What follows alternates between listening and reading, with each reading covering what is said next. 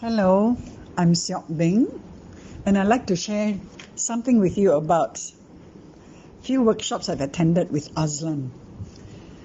Well, Aslan is amazing. He really astounds us each time I hear him speak on whole food, plant-based foods and nutrition. At the Nangka workshop last weekend, he went on non-stop from 11 to 4 p.m. just about, forgoing lunch even. Such passion he displays on this subject. His knowledge on this subject is undoubtedly phenomenal. It is vast, it has breadth and depth as well. I marvel at the names he cites of not just herbs, foods, vegetables, greens, but nutrition experts as well in their fields. Even percentages of, how much of this and how much of that.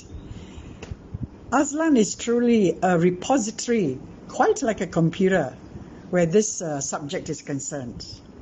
His knowledge sharing is infectious, might I say. I think better still, contagious, knowing his intent. Yes, Aslan must have this passion to want to change our food and eating lifestyle, in Malaysia particularly. So let's wish him the very best and let's give him every support. Only passion and conviction can drive someone who knows so much to be able to impart and so unstintingly. Bravo! Really bravo to you, Aslan.